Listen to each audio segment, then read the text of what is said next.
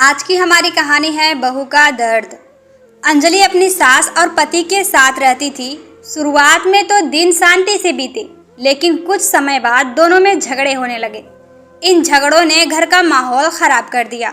इन बातों की वजह से उसका पति भी परेशान रहता था। अंजलि को लगने लगा कि वो अब अपनी सास के साथ नहीं रह सकती, क्योंकि रोज रोज के झगड़ों के कारण पूरे परिवार में उसकी बदनामी हो रही थी और पति की गरीबी की वजह दूसरा घर लेकर अलग रहना संभव भी नहीं था। इसीलिए अंजलि ने अपनी सास को ही रास्ते से हटाने का फैसला कर लिया। अंजलि के चाचा एक बड़े डॉक्टर थे।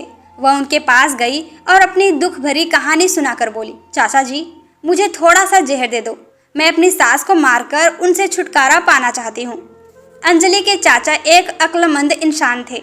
वो उसकी समस्या समझ गए और उसके समाधान का एक तरीका निकाला और कहा, बेटी, अगर तुम अपनी सास को मारने के लिए जहर का इस्तेमाल करोगी तो सब लोगों को तुम पर शक हो जाएगा और तुम जेल चली जाओगी।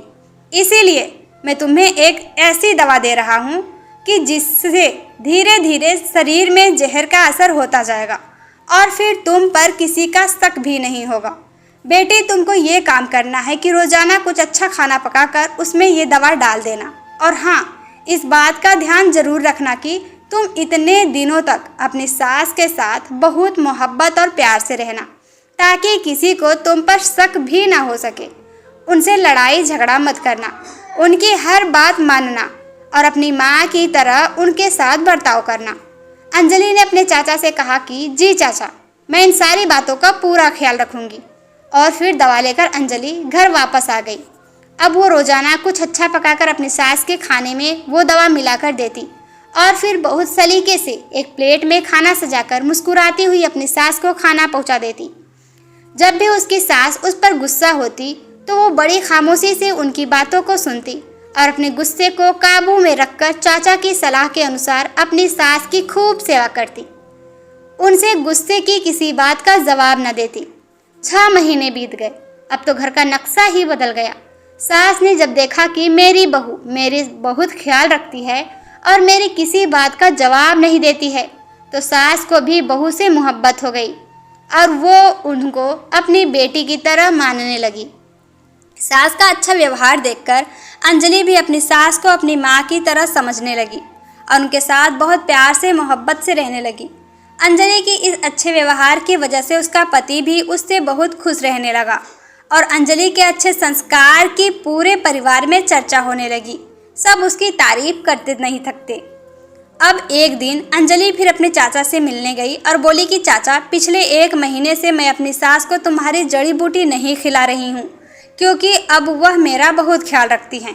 इसीलिए चाचा, अब आप मुझे कोई ऐसी दवा दीजिए जिसकी वजह से मेरी सास के जिस्म से उस जहर का असर बिल्कुल ख़त्म हो जाए। चाचा ने मुस्कुराते हुए कहा, बेटी, तुमको डरने की ज़रूरत नहीं है। मैंने तुमको उस दिन जहर नहीं दिया था, बल्कि तुम्हारी सास के लिए ताकत की दवा दी थी, क्योंकि जहर तुम्हारे दिमाग और व्यवहार में था। लेकिन अब तुमने अपने प्यार और मोहब्बत से उस जहर को ख़त्म कर दिया है। जाओ और एक खुशहाल जीवन जियो। याद रखना, हमारा व्यवहार, हमारे शब्द और हमारे लहजे तय करता है कि दूसरे हमारे साथ कैसा व्यवहार करते हैं। यदि आप चाहते हैं कि दूसरे आपका सम्मान करें और अपने अधिकारों को पूरा करें, तो सबसे पहले आप उनके अधिकारों को पूरा करके उनका सम्मान करना शुरू कर दीजिए। फिर देखना सारे लोग तुम्हारी कैसी तारीफ करते हैं। उम्मीद करते हैं कि आपको ये कहानी अच्छी लगी होगी।